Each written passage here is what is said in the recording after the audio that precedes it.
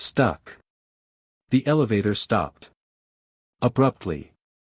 A sharp metallic jolt, then silence. The lights stayed on, but everything else was frozen. Her heart pounded as if it would shatter through her ribs. Platinum blonde hair spilled over her face as she reached for the red emergency button, no response. She was alone. Or so she thought. Then, the doors parted slightly. A man in a black suit stepped inside quickly, his eyes locking with hers. It was him, the man from the corporate meetings. The one with the dark gaze and that loaded silence that always spoke louder than words. He closed the doors behind him. The elevator trembled again. "This isn't a coincidence, is it?" she asked, her voice deeper, almost hoarse. He didn't answer.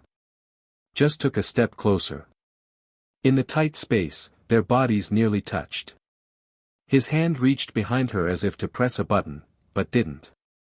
His fingers barely grazed her neck, where her skin burned with the heady scent of musk. "You know we've only got a few minutes." "Cameras. Alarms, high risk," he whispered. "And that's what turns me on," she replied, lifting the hem of her skirt. Underneath, lacy, black, open lingerie. Provocative. Deliberate.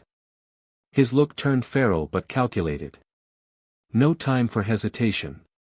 He grabbed her hips and pulled her against him, her back pressed to the mirrored elevator wall, cold glass against her overheated skin. He kissed her. Hard. His lips tasted like mint. His tongue was practiced, relentless. Her breath grew shallow. His silk jacket slid off his shoulders as his hands moved under her blouse. Buttons popped. She didn't care. She was exposed, vulnerable, and dangerously aroused. The scent of musk, the press of his fingers, the heat against the chill steel, everything collided in a moment without control.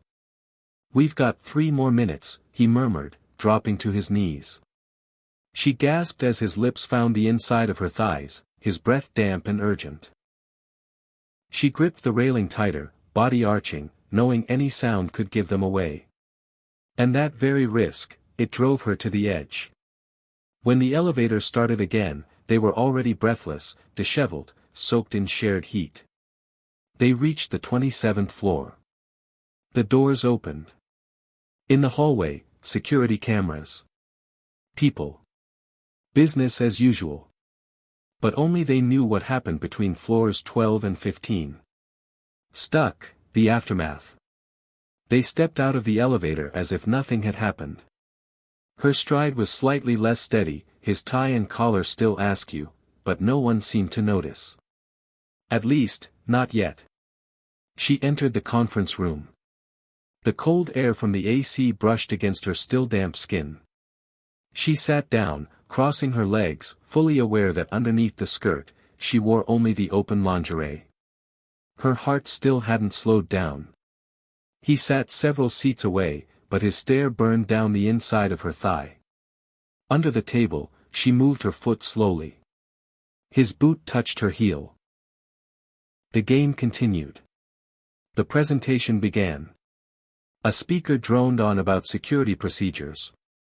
While everyone watched the screen, she slipped her hand beneath the table. Her fingers traced along her thigh, until they found her own wetness. She knew he was watching. She loved it. Under a sheet of paper, she slid him a small note. "Server room. 7 minutes. Lock the door." She stood up without a word, leaving her blazer draped over the chair. Her platinum blonde hair tumbled over her shoulders, and her blouse was unbuttoned 1 notch too low. On purpose. The server room was secluded, humming faintly with heat and electronics. She leaned against a cold steel cabinet when he walked in. No words. Just the click of the lock behind him. No preamble. Only need. He turned her to the wall, raised her arms above her head, and bound them with her belt. Restraint. Surrender. Arousal exploded in her core. His tongue traveled her skin, from neck to collarbone to spine. And then, a cool touch. His finger, slick with mint, slipping lower, exploring, taking. Her breath and soft moans tangled with the whir of servers and blinking lights. Each second could be fatal. Someone could knock. Someone could enter. But no one did. And because of that, they let go. Risk. Danger. Locked eyes. Complete surrender. When they finally left the room, they both knew, this wasn't just a game anymore. It was an addiction. And they were just getting started.